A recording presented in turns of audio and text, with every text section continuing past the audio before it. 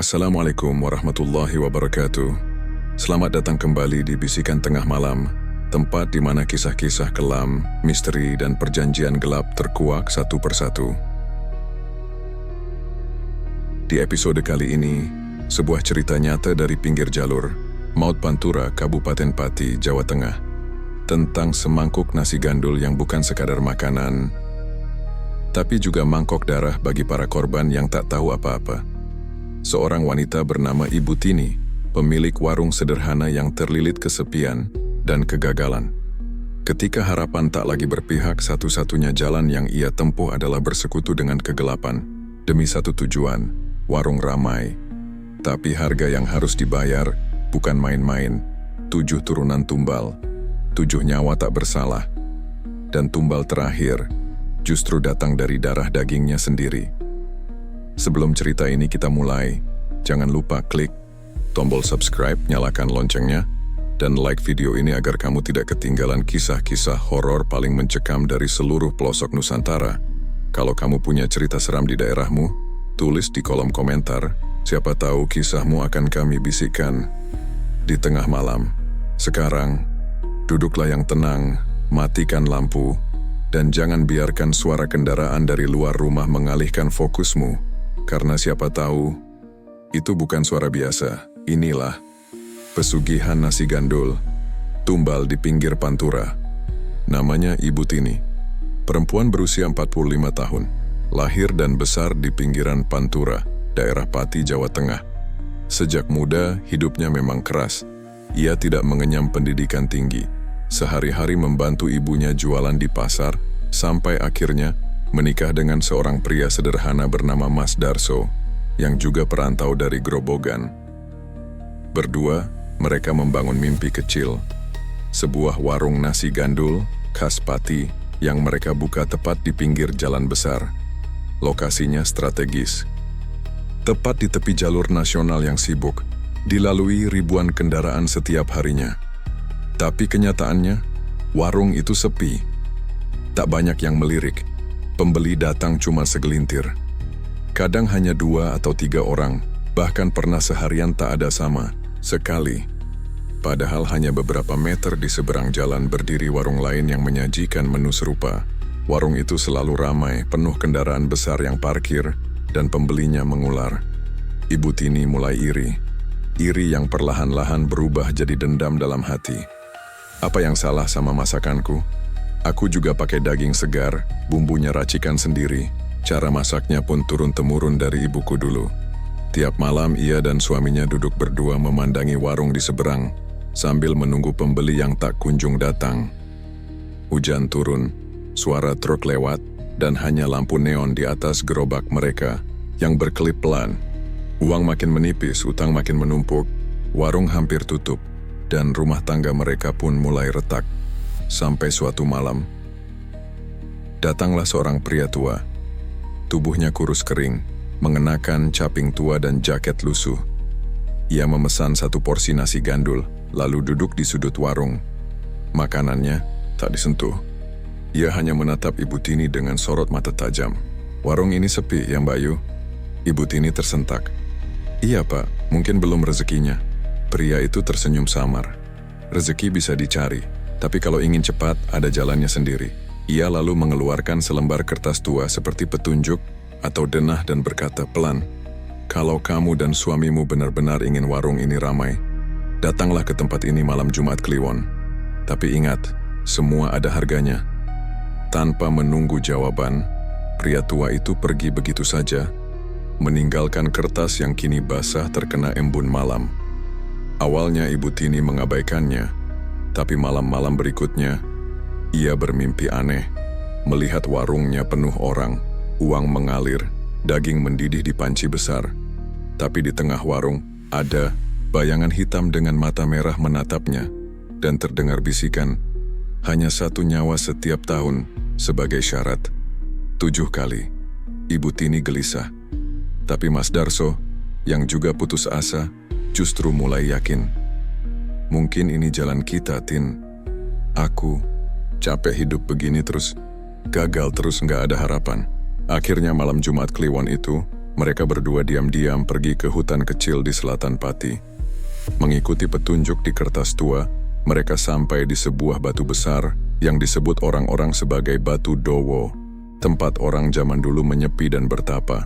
Di situ mereka melakukan ritual dengan syarat membawa darah ayam jago, kembang 7 rupa, dan sehelai rambut milik masing-masing. Mereka bersumpah atas nama keturunan mereka sendiri bahwa warung akan terus diberi keramaian dengan satu tumbal setiap tahunnya dari siapa saja yang melintasi depan warung dan harus meninggal secara tragis. Usai ritual, mereka pulang. Hening. Tak ada yang terjadi malam itu, tapi esok harinya, warung Ibu Tini penuh. Truk-truk besar berhenti, supir-supir datang bergelombang. Bahkan orang-orang dari kota mampir dan memuji rasa nasi gandul buatan Ibu Tini yang katanya beda dari yang lain. Ibu Tini tertegun. Mas Darso tersenyum. Mereka mengira itu hanya kebetulan. Tapi tak lama, suara tabrakan keras terdengar dari depan warung. Seorang pemuda muda tertabrak truk besar saat menyeberang. Tubuhnya hancur, darahnya membasahi aspal, dan matanya menatap langsung ke warung Ibu Tini. Efek suara, gemuruh truk, jeritan ban mengerem, tangisan lirih. Sejak hari itu, Ibu Tini tak pernah lagi bertanya-tanya kenapa warungnya ramai. Ia tahu jawabannya. Dan ia tahu, jalan ini tak akan bisa ia mundurkan. Belum selesai, karena tumbal pertama baru awal, dan perjanjian gelap ini akan menagih 7 nyawa, dari 7 generasi, dan tumbal terakhir berasal dari darah dagingnya sendiri. Siapkah Ibu Tini menerima konsekuensinya? 3 bulan setelah ritual malam itu, warung nasi gandul milik Ibu Tini benar-benar berubah. Ramai, padat, dan terus dipenuhi pelanggan dari pagi hingga larut malam. Sopir truk, pemudik, bahkan orang-orang kota yang sengaja mampir karena katanya, rasa nasi gandulnya beda dan lebih dalam. Bahkan warga sekitar pun mulai bertanya-tanya, apa sih rahasianya Bu Tini? Kok bisa mendadak rame begitu? Tapi Ibu Tini hanya tersenyum dan tak pernah menjawab. Mas Darso kini jadi lebih tenang. Ia membelikan motor baru untuk anak mereka, Naila, yang saat itu masih berusia belasan tahun. Warung direnovasi, dibangun, kamar tambahan, dan setiap sudutnya diberi dekorasi ala tradisional Jawa biar terlihat alami. Namun, dari balik semua keberhasilan itu, ada darah yang tertinggal. Tepat 1 tahun setelah kejadian pertama, tumbal kedua muncul. Malam itu, hujan deras mengguyur Pati. Jalan licin dan jarak pandang terbatas. Di depan warung, seorang remaja baru saja turun dari ojek dan berlari kecil ke arah warung seberang. Tapi belum sempat menyeberang. Sebuah mobil travel menabraknya dengan kecepatan tinggi. Tubuhnya terlempar dan jatuh tepat di depan warung Ibu Tini. Kepalanya pecah, darahnya mengalir ke selokan warung. Ibu Tini yang saat itu tengah mengaduk kuah gandul hanya terdiam. Tak ada tangisan, tak ada teriakan. Hanya tatapan kosong dan satu bisikan dalam hati. Tumbal kedua sudah diambil. Efek suara, suara angin malam, denting sendok beradu dengan mangkok pelan. Setiap tahun tumbal baru muncul, selalu di depan warung. Selalu mendadak dan selalu tragis. Tahun ketiga, seorang sopir truk tertidur di balik kemudi. Truknya menghantam trotoar, terguling, dan menewaskan dirinya di tempat. Tahun keempat, seorang ibu muda yang sedang menyusui di atas motor terjatuh karena jalan licin. Bayinya selamat tapi ibunya mati mengenaskan, dan setiap korban selalu terbaring tepat di hadapan warung itu. Seolah-olah mereka dipanggil. Orang-orang mulai memperhatikan. Warga sekitar menyebut area itu sebagai jalur laknat. Ada yang bilang warung Bu Tini punya penglaris. Ada juga yang menyebut tempat itu ditunggui penunggu haus darah. Tapi karena makanannya enak dan harganya murah, orang tetap datang. Manusia memang kadang lebih takut lapar daripada setan. Namun di balik kepadatan itu, Ibu Tini mulai gelisah. Setiap malam, ia mulai melihat hal-hal yang tidak bisa dijelaskan logika. Piring-piring di rak bergerak sendiri. Kursi goyang berayun pelan meski tak ada angin. Dan yang paling mengerikan, bayangan para korban berdiri di antara pembeli duduk sambil menatapnya dengan wajah penuh luka dan darah. Suatu malam, saat ia sedang menutup warung, terdengar suara laki-laki berbisik di belakangnya. "Terima kasih. Tahun depan kita ketemu lagi." Padahal tak ada siapa-siapa. Ibu Tini tak pernah menceritakan semua itu ke anaknya, Naila. Gadis itu kini sudah mulai membantu berjualan, membawa senyum polos menyapa pelanggan, seolah tak ada yang salah. Ia belum tahu bahwa warung ini berdiri di atas darah orang tak bersalah. Mas Darso justru semakin nyaman. Ia bahkan berkata dengan enteng, 4 tumbal udah lewat, tinggal 3 lagi. Setelah itu bebas sudah. Warung ini bisa diwariskan sama Naila. Tapi Ibu Tini hanya diam. Karena ia tahu, tumbal ke-7 bukan sembarang nyawa. Ia mulai menghitung. Tahun pertama, pemuda tertabrak. Kedua, pelajar. Ketiga, sopir truk. Keempat, ibu muda. Tahun ini akan jadi tumbal ke-5. Dan 2 tahun lagi, tumbal terakhir akan diambil dari darahnya sendiri. Malam-malam Ibu Tini kini diisi mimpi buruk. Ia melihat semua korban berdiri di luar warung, menggedor-gedor jendela, menatapnya penuh amarah. Lalu dari belakang mereka, muncul sesosok hitam tinggi besar, dengan wajah hancur, mulutnya robek dan menganga.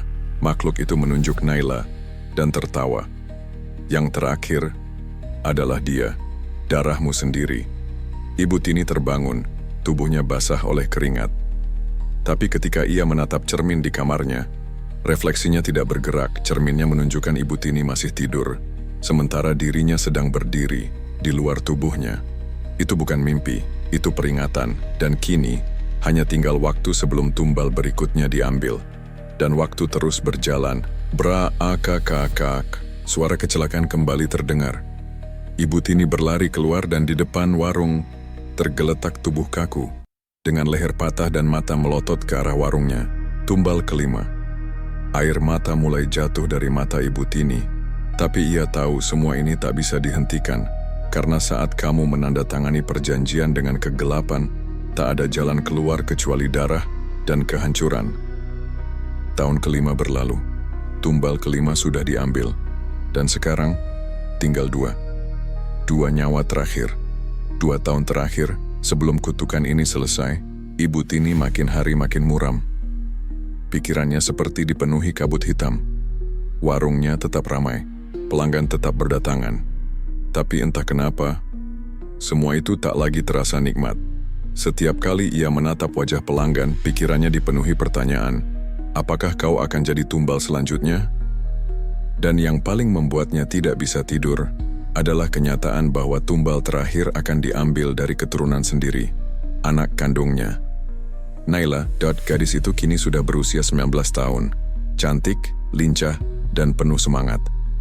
Ia sering membantu di warung, melayani pembeli, dan sesekali bercanda dengan sopir-sopir truk langganan. Naila tak tahu apa-apa. Ia mengira warung ini adalah berkah, hasil kerja keras orang tuanya. Tapi Ibu Tini tahu, warung ini berdiri bukan di atas kerja keras, melainkan di atas genangan darah dan janji setan. Malam-malam Ibu Tini kini berubah menjadi neraka. Bayangan korban-korban terus berdiri di luar warung setiap malam. Kadang terdengar suara langkah kaki di atap, kadang kursi goyang di dapur bergerak sendiri. Dan yang paling mengerikan, Naila mulai mendengar suara-suara. "Bu." Naila tadi dengar suara cewek nangis di belakang warung. Tapi waktu Naila cek nggak ada siapa-siapa. Ibu Tini hanya diam. Tapi dalam hatinya, ia tahu kutukan itu mulai mendekat ke anaknya. Lalu muncul tanda berikutnya. Suatu malam saat Naila sedang mencuci piring, lampu warung tiba-tiba mati. Gelap gulita. Hanya suara detak air dan gesekan piring. Saat Naila menyalakan senter HP, di cermin wastafel, ada sesosok wanita berlumuran darah sedang berdiri di belakangnya. Naila menjerit. Ibu Tini datang sambil membawa lilin. Itu cuma bayangan, Nak. Cuma bayangan. Padahal ia tahu, itu bukan halusinasi. Itu adalah salah satu korban tumbal yang mulai menampakkan diri. Mas Darso, suaminya, tak merasa ada yang salah. Justru ia semakin percaya diri. Tinggal 2 tumbal lagi, Tin. Setelah itu, Warung ini sah jadi milik Naila. Kita bisa pensiun tenang. Tapi, Ibu Tini mulai ragu.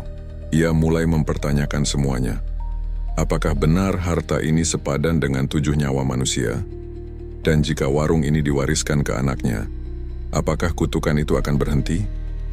Jawabannya muncul di malam Jumat Kliwon. Saat tidur, Ibu Tini kembali bermimpi. Ia berada di sebuah warung, mirip seperti warungnya sendiri tapi lebih suram. Dindingnya hitam, langit-langitnya penuh sarang laba-laba, dan dari dalam dapur keluar 7 sosok korban. Wajahnya hancur, tubuhnya luka parah. Mereka menangis, lalu menunjuk ke arah dapur. Dari sana keluar sosok hitam tinggi besar. Wajahnya tak berbentuk. Tangannya membawa sabit besar. Ia menunjuk ke arah Naila yang sedang berdiri dengan mata kosong. Tumbal terakhir adalah darahmu sendiri. Atau kutukan, ini akan menurun selama 7 turunan lagi. Efek suara, suara jeritan perempuan dan denting pecahan kaca. Ibu Tini terbangun, napasnya terengah, jantungnya berdegup cepat. Keringat dingin mengalir di pelipis. Ia tahu, ini bukan sekadar mimpi, ini adalah peringatan terakhir. Jika Naila tak dikorbankan, maka kutukan ini akan menurun ke cucu Naila, cicit Naila, dan seterusnya. 7 nyawa, 7 generasi. Dan kini, pilihannya hanya 2, mengorbankan Naila sebagai tumbal terakhir, atau memutus kutukan ini dengan cara yang belum pernah dilakukan. Tapi bagaimana caranya? Ibu Tini mulai mencari jawaban. Ia pergi diam-diam ke tempat ritual dulu, Batu Dowo, dan bertemu kembali dengan pria tua yang dulu memberikan petunjuk. Pria itu kini tampak lebih renta, tapi sorot matanya masih sama, tajam dan kelam. Kamu datang lagi, Mbak Ayu? Aku ingin membatalkan semua ini. Pria tua itu tertawa pelan. Pesugihan tidak bisa dibatalkan. Kamu bisa menyelesaikan, tapi harus ada gantinya. Apa gantiannya? Nyawa, tapi bukan nyawa anakmu, bukan keturunanmu, tapi kamu sendiri. Ibu Tini terdiam. Jalan satu-satunya untuk menghentikan kutukan itu adalah menggantikan tumbal terakhir dengan dirinya sendiri. Mati secara tragis, di depan warungnya sendiri. Darahnya harus mengalir di tempat yang sama dengan darah 6 korban sebelumnya. Ia pulang dengan hati remuk. Ia menatap Naila yang sedang menatap piring, menyapa pelanggan dengan senyum polos. Dan dalam hati ia berkata, "Maafkan ibu, nak." Ibu yang membawa setan itu masuk ke rumah ini. Dan ibu pula yang harus mengusirnya dengan nyawa sendiri. Babak akhir telah dimulai. Kutukan 7 turunan tak bisa ditawar. Dan waktu semakin dekat, tumbal ke-6 sudah menunggu. Dan setelah itu, Ibu Tini harus menebus semua dosa. Waktu tak pernah berjalan pelan bagi orang yang sedang dihantui. Bagi Ibu Tini, setiap detik kini seperti jerat yang mengikat lehernya semakin erat. Setahun telah berlalu sejak tumbal ke-5 diambil. Dan kini, tumbal ke-6 sudah dekat. Ia tahu, itu bukan sekadar firasat. Tanda-tandanya mulai muncul. Lagi, burung gagak mulai sering hinggap di atap warung. Kucing-kucing kampung yang biasanya duduk manis di dapur, kini berlari menjauh sambil mengeong keras, seperti mencium bau kematian. Dan lebih parahnya, Naila pun mulai berubah. Anak itu kini sering melamun, menatap jalanan dengan mata kosong. Ia tak lagi banyak bicara. Kadang saat membantu mencuci piring, ia bergumam, "Bu, kenapa ya akhir-akhir ini Naila mimpi berdiri di tengah jalan, terus ditabrak?" Tapi Naila nggak merasa takut, malah pasrah. Ucapan itu menusuk hati Ibu Tini. Ia tahu, jika ia tidak bergerak cepat, tumbal ke-7 akan diambil lebih cepat dari waktu yang seharusnya. Dan saat malam Jumat, lagi tiba, malam yang dipercaya, paling kuat bagi roh untuk menampakkan diri, Ibu Tini bermimpi lagi. Kali ini ia tidak berada di warung, ia berada di jalan Pantura, gelap, sepi. Tak ada kendaraan, hanya jalan kosong sepanjang mata memandang.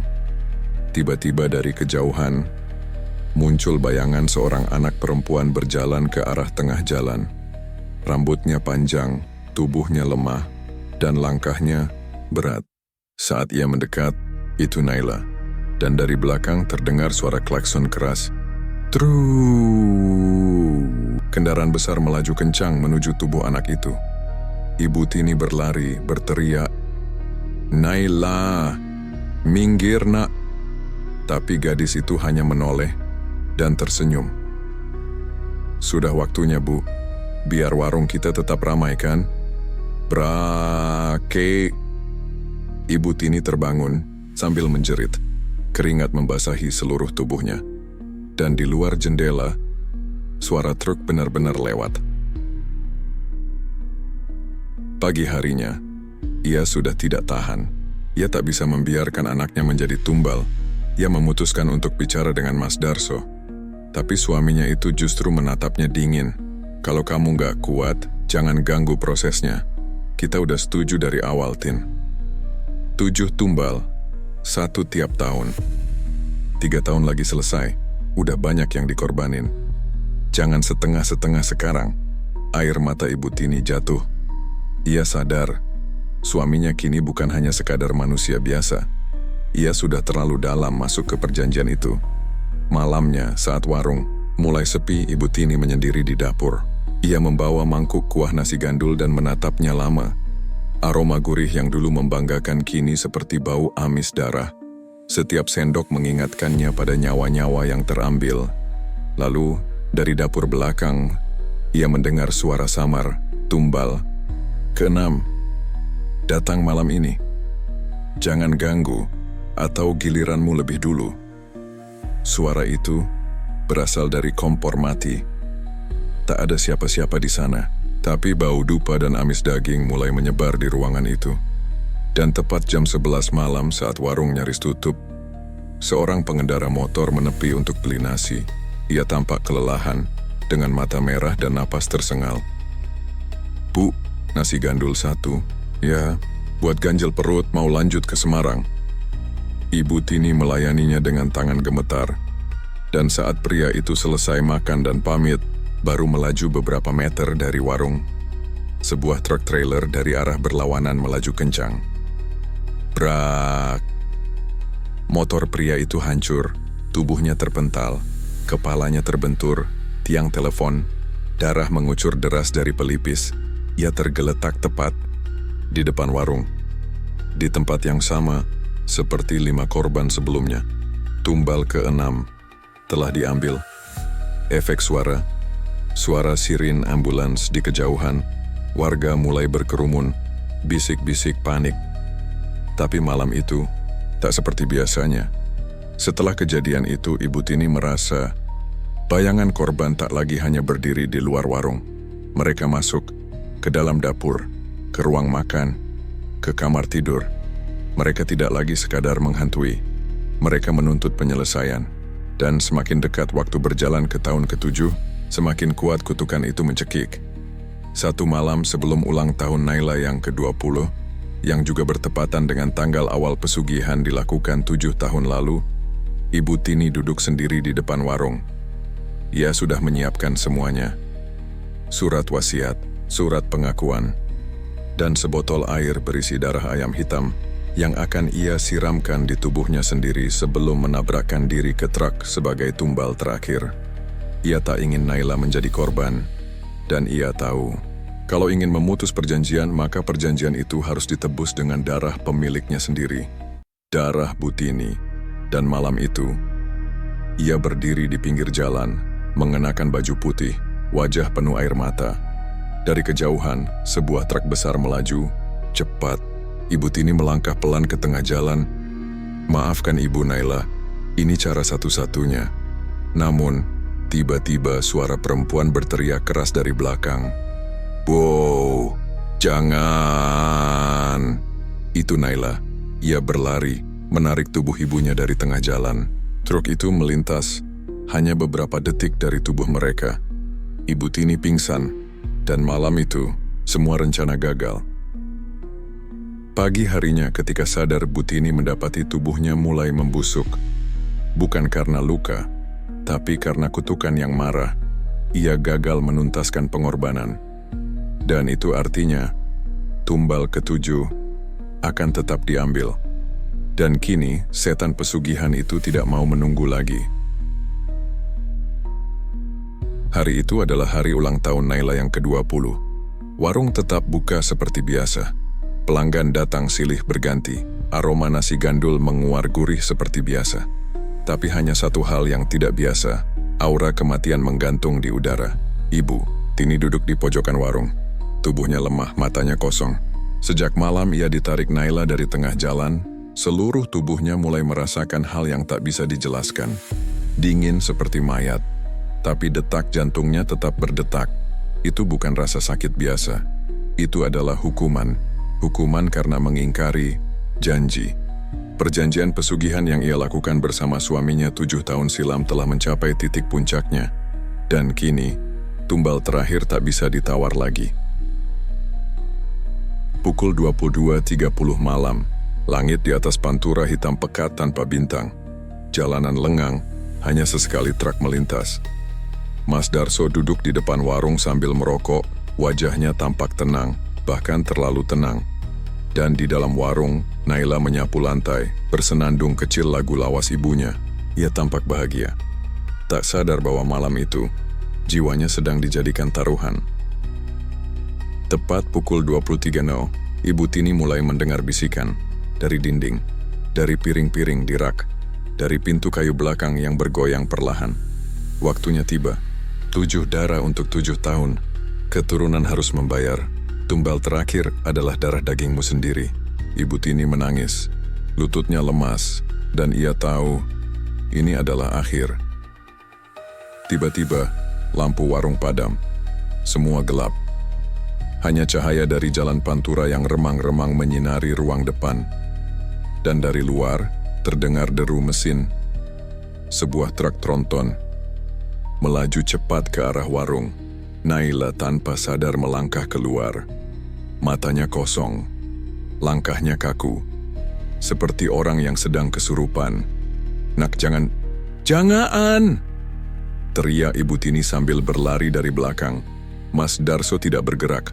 Wajahnya tersenyum aneh, seolah ia tahu ini akan terjadi. Saat Naila hampir menginjak aspal, Ibu Tini menerjangnya. Ia peluk anaknya dan mendorong tubuh Naila ke dalam warung. Sementara tubuh Ibu Tini sendiri terlempar ke tengah jalan. "Braka!" Suara keras menghentak malam. Truk itu menghantam tubuh Bu Tini. Darah menyembur, tubuhnya terpental dan tergeletak tepat di depan warung. Di tempat yang sama dengan 6 tumbal sebelumnya. Tapi malam itu, tak ada korban lain. Tak ada bayangan hitam. Tak ada suara tangisan dari dapur. Tak ada makhluk setengah tubuh yang merangkak di atap. Hanya hening. Dan sesaat setelah itu, lampu warung menyala kembali. Dan bau nasi gandul yang biasanya sedap berubah jadi bau sangit terbakar. Mas Darso terduduk, wajahnya pucat. Ia berteriak, menangis histeris, seperti orang kesurupan.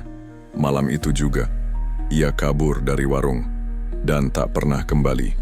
Naila pingsan semalaman, dan ketika ia sadar, jasad ibunya sudah dibungkus kain kafan. Di saku baju Bu Tini ditemukan surat wasiat. "Naila, warung ini bukan hadiah tapi kutukan. Maafkan ibu. Dulu ibu dan ayahmu bersekutu dengan setan demi membuat warung ini ramai. Tapi semua itu dibayar dengan darah. 7 darah. Ibu tak ingin kamu jadi yang terakhir. Ibu tebus semuanya. Hancurkan warung ini. Jangan lanjutkan. Karena jika kutukan ini diteruskan, maka 7 generasi berikutnya akan menderita. Ibu mencintaimu. Ibumu, Tini." 3 hari setelah pemakaman, Naila melakukan sesuatu yang tak pernah dibayangkan warga. Ia membakar warung nasi gandul peninggalan ibunya. Warung yang selama ini ramai pembeli, hangus jadi abu. Orang-orang menyayangkan. Tapi Naila hanya berkata, "Lebih baik aku miskin daripada hidup dengan darah orang lain." Sejak hari itu, warung nasi gandul Bu Tini tinggal kenangan. Tempatnya kini ditumbuhi semak, tak pernah ditempati lagi. Tapi warga sekitar tahu, setiap malam Jumat Legi sering terdengar suara sendok dan piring dari puing bekas dapur. Dan kadang, bayangan perempuan berbaju putih berdiri di pinggir jalan, tepat di tempat Butini mengorbankan dirinya. Konon, roh-roh tumbal masih berkeliaran di sana, menanti juru kunci warung yang tak pernah kembali. Kamu masih percaya bahwa semua kesuksesan warung makan berasal dari kerja keras? Atau jangan-jangan ada darah yang tak kasat mata jadi sajiannya? Kalau kamu suka kisah horor semacam ini, jangan lupa like video ini, subscribe channel Bisikan Tengah Malam, dan nyalakan lonceng notifikasimu agar kamu gak ketinggalan kisah-kisah gelap selanjutnya. Karena ketika malam tiba, bisikan akan kembali memanggilmu.